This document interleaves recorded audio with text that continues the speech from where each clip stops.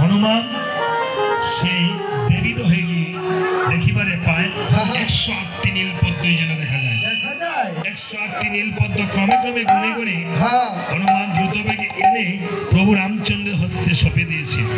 প্রভু রামচন্দ্র নীলপদ্মগুলো পেয়ে মনের আনন্দে পুলকিত চিত্ত বিধান রচিত মূলমন্ত্র উচ্চারণে পুলকিত চিত্ত বিধান রচিত মূলমন্ত্র উচ্চারণে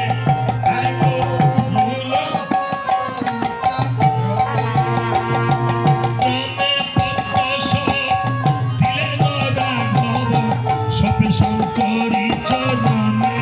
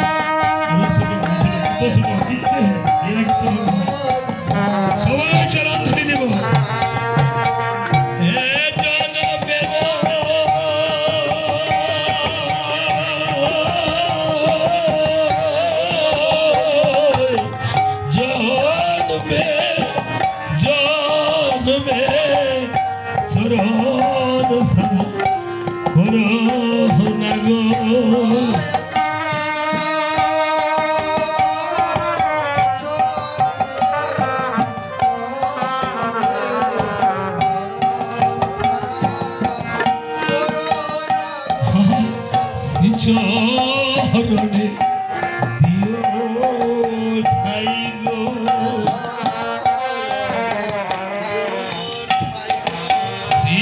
চরণে দিও ঠাই গো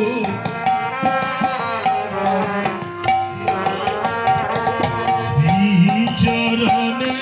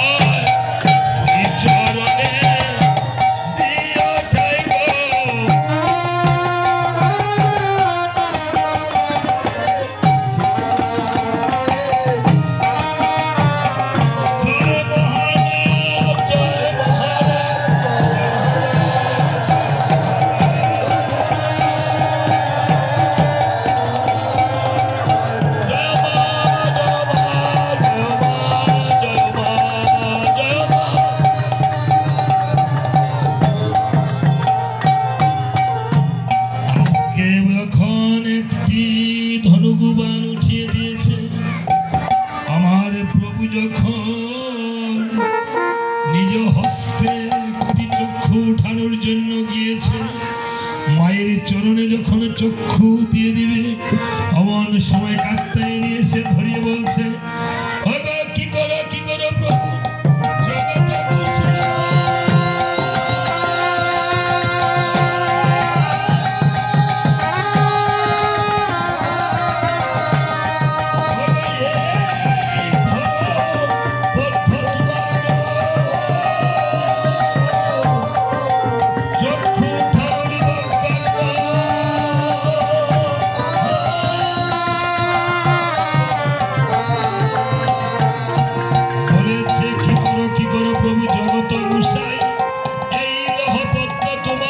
চক্ষু উঠানোর দরকার নেই প্রভু গো তুমি হলে জগতের গোসাই আর তুমি আজকে আমার পুজো করিতেছ তাই আমি একটি পুষ্প হরণ করে রেখেছি প্রভু এই পুষ্প দিয়ে আমি তোমার পুজো দিয়ে জয় শ্রীরাম বলে জগতের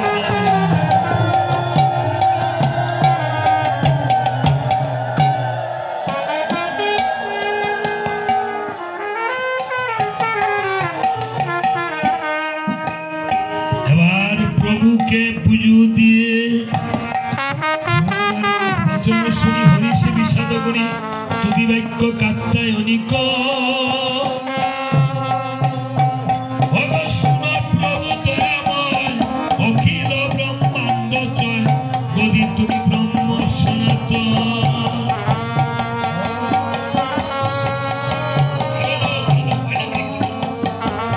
তুমি আদি ভগবান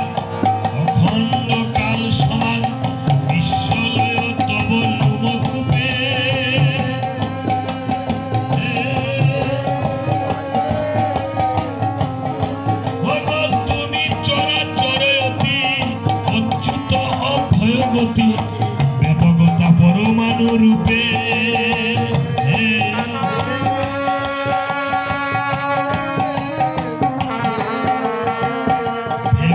দেখো বিচারি রাবণ ছিল তোমার দায়ী তুমি ছিলে বৈকুণ্ঠ নগরে এই যে আজকে মহাবিষ্ণু দেখেন অবতার উপরে শত্রু ভাবে ধরা এলে তাই তো তুমি এ ধরার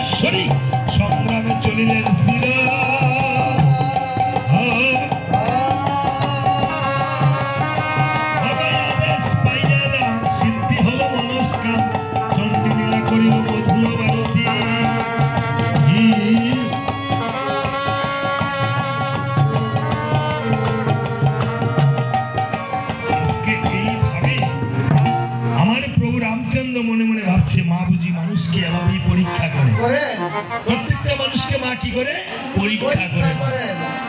আমরা ভগবান বলেছে যে করে আমার আস তার বই সর্বনাশ, তারপরে যদি করে আমার আস তাকে বলে নৈরাস, তারপরে যদি করে আমার আস তাকে পাঠাই বনবাস, তারপরে যদি করে আমার আস তাকে খাওয়াই বনের ঘাস, তারপরে যদি করে আমার আস তাকে করি আমি দাসের, তারপরে যদি না সারে আমার আস তাকে করে নি আমার চরণের দাস। দেখেছেন? তাই আজকে আপনারা মা সারদা দেবীও মা, দুর্গা দেবীও মা, আপনারাও মা। এই মায়ের কৃপা আমাদের মধ্যে আসছে। আমাদের জগৎ মায়ের রয়েছে স্তনে, আমাদের মায়ের মধ্যে রয়েছে স্তনধুগ্ধ। সেই অমৃত স্তনধুগ্ধ আমরা পান করে বড় হয়েছি। তাই এই পিতার সরদল পদ্ম মূলে ছিলাম আমরা, ছিলাম না বাবা? ছিলাম।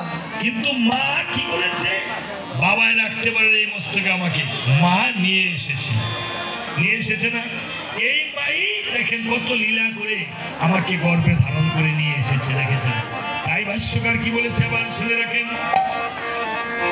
আমার প্রভু মনে মনে বলছেন, ওই আমার মা গো তোর খেলা দেখছি বসে তোর খেলা দেখছি বসে,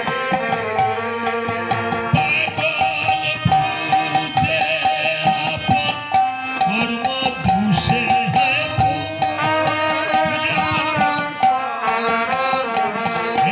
তোর খেলা দেখছি বসে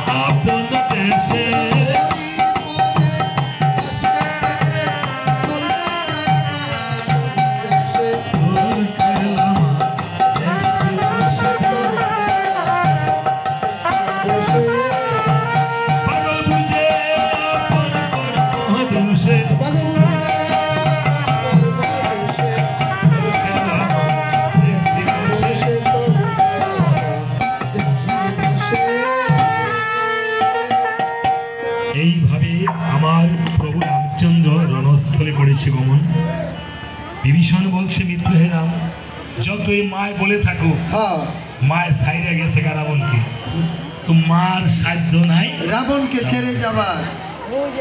কেন? রাবণের অন্তপুরে চণ্ডী পাঠ হচ্ছে।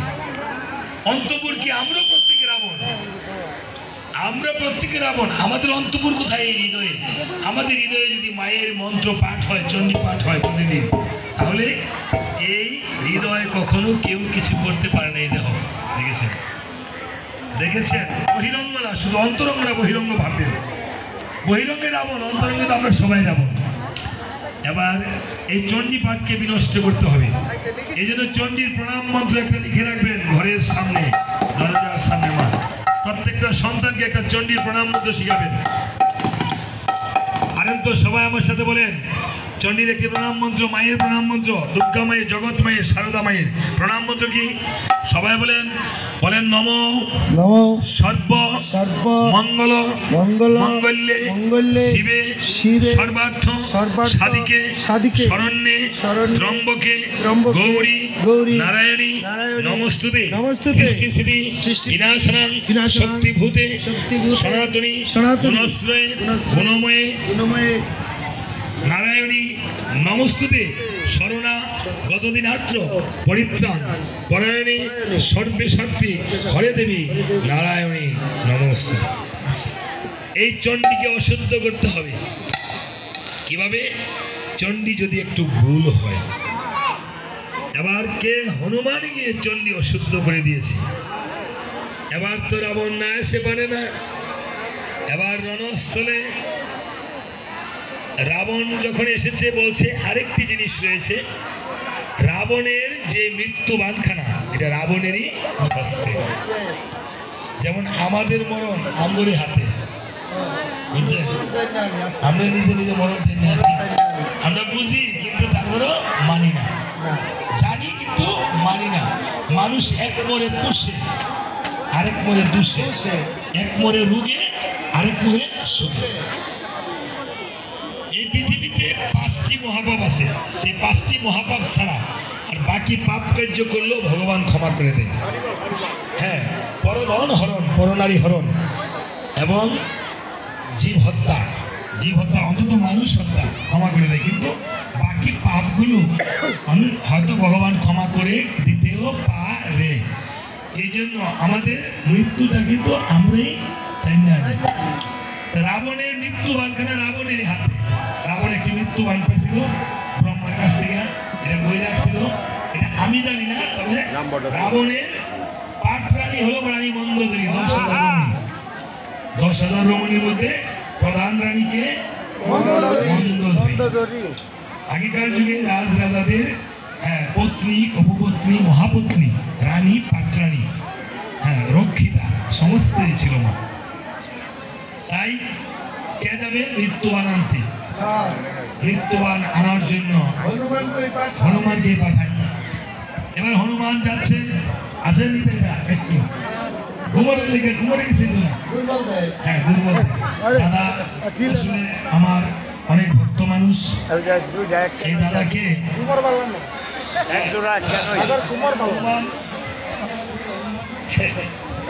নামনি তাই কাজনি, হ্যাঁ দাদা না আসলে কি হয়? আমি খালি বুঝতে আসি, কই আছে কই আছে কাট করে বাইতে দিয়ে, সবাই কাট করে বাইতে দে। ওমর সব তো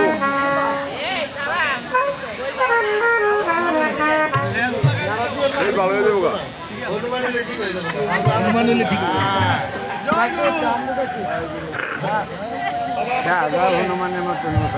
এটা কি হনুমানের ছবি, তাই না মা? এই হনুমানটি চামরের প্রতীক। এই জন্য বলছিলাম সবাইকে চামরের আশীর্বাদ নিয়ে যাবেন। আপনারা রাম নাম কীর্তনে এসে যদি চামরটা মাথায় স্পর্শ না নেন, ভগবান রামচন্দ্র হনুমানকে বলেছিল, এই যে মা সিঁদুর দিয়েছেন না মাথায়, হনুমানের আরেক নাম হলো বজরাঙ্গলী। কেন বজরাঙ্গলী নাম হয়েছে? একদিন হনুমান মা সীতাকে মাথায় সিঁদুর দেখে বলছিল, মা সিঁদুর পড়লে কি হয়? বলছে তোর প্রভুর আয়ুষ্কাল বৃদ্ধি পায়, তাই নাকি মা? সামান্য সীতাতে সিঁদুর পড়লে যদি প্রভুর আয়ুষ্কাল বৃদ্ধি পায়, আমি সমস্ত শরীরে সিঁদুর মেখে দেব। সেদিন হনুমান সমস্ত শরীরে সিঁদুর মেখে দিয়েছিল। রামচন্দ্র জন্য বলেছিল হনুমান একদিন তুই বুক ছিঁড়ে রাম সীতা দেখাইছস, আজকে তুই আমাকে এত ভালোবাসিস, যাক আজকে থেকে তোর নাম হলো বজ্রাঙ্গবলী।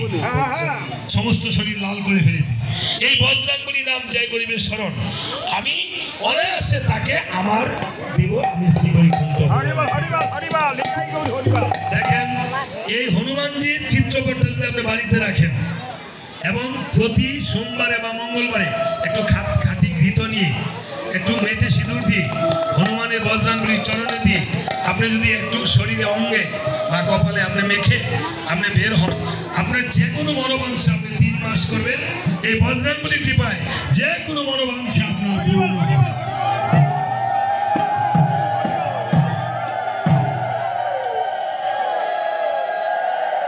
এই জন্য বলছে সবাই বলেন জয় বজরংবলী কি, জয় রাম সীতা কি, জয় বজরংবলী হনুমান কি, জয় মোহিনী মহারাজ কি, জয় মোহিনী মহারাজ কি, জয় আজকে রাম নাম কীর্তন কি, আজকে মা সারদা দেবী কি, রামকৃষ্ণ পরমহংসদেব কি, স্বামী বিবেকানন্দ কি, ভক্তবিদের মনোবাঞ্ছা কি, এই পুরাঞ্চল রামকৃষ্ণ আশ্রম কি, মোহিনী মহারাজের আজকে জন্মতিথি কি। তাই হনুমান এবার গেছে গিয়া লঙ্কার অন্তপুর থেকে এনি দাদার জন্য সবাই একটু আশীর্বাদ করবেন যেন আমার দাদা হ্যাঁ হ্যাঁ আজকে তারা যুগলে আইসে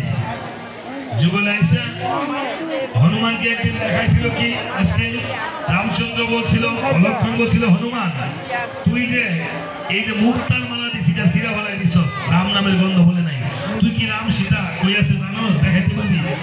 তখন দেখিয়েছিল হনুমান বক্ষ ছিঁড়ে দেখায়া দেখেছিল, তখন কি করেছিল বলছে রাম সীতার যুগল চরণ, রাম সীতার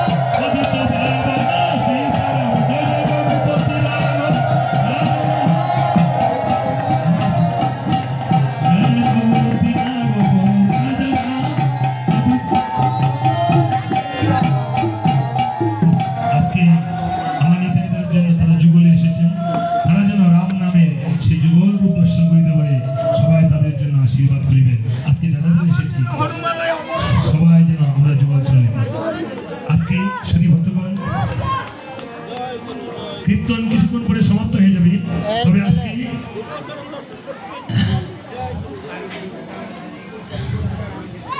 হ্যাঁ 12 থেকে 21 তারিখে অধিবাস, 22 থেকে কীর্তন।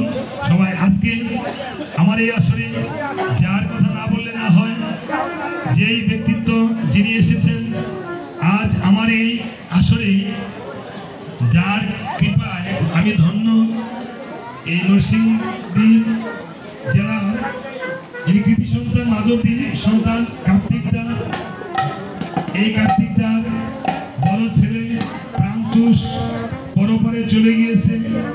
ভগবানের কাছে আমি এই দাদার প্রান্তুষের জন্য যেন প্রাণ হয়ে, সকলের প্রাণ হয়ে যেন প্রাণে প্রাণে থাকে, আমি ভগবানের কাছে ভক্তি নিবেদন করছি। দাদার যেন মনোবাঞ্ছা থাকে, এই দাদার এই আশ্রমের জন্য আপনাদের হয়ে নিবেদিত প্রাণ দিয়ে খেটে যায় সকল সময় আপনাদের ভক্তবৃন্দের শ্রীচরণে। আমি কার্তিকদের জন্য এবং ওনার পুত্র পরিজন সকলের জন্য আপনাদের শ্রীচরণের চরণধুলি প্রার্থনা করছি। সবাই ভগবানের কাছে প্রার্থনা করবেন। আজকে দাদা না আসছিল, শান্তিদা, ওই শান্তিদা না আসছে, শান্তিদা শান্তিদা শান্তিদা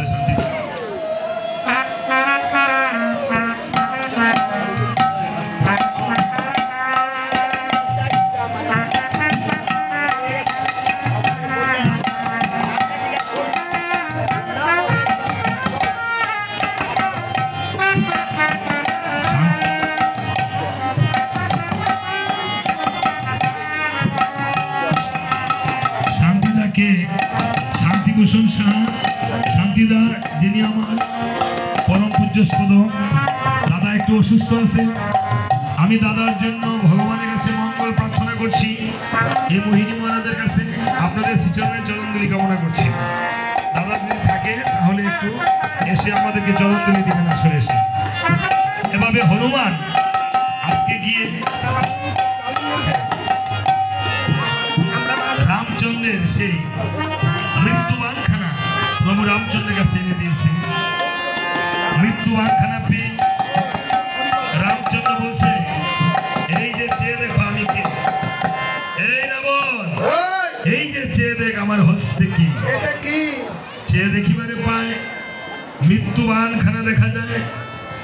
রাবণ এবার কেঁদে কেঁদে মৃত্যুবান দেখে, আর তো এই জীবনে আর রক্ষা নাই। এই পৃথিবীতে আমি চেয়েছিলাম অমর বল, এই পৃথিবীতে কেউ তো অমর নয়। আমার মৃত্যুটা আমার হস্তে দিয়েছিল। এই মৃত্যুবানের সংবাদ আমার ভাই বিভীষণ সারা আর কেউ বলেননি। বিভীষণ, তুমি বলেছ।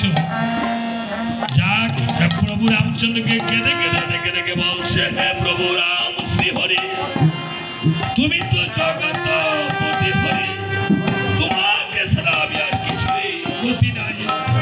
তুমি রাখো মারো যাই করো, আমি তো কোনো কিছু দোষী নই। আমি তো তোমার অধীন, আমি রই চিরদিন। আমি যে তোমারই প্রত্যাশী হরি, আমি তো কোনো দোষী নই। কেঁদে কেঁদে বলেছিল তখন, ও হরি হে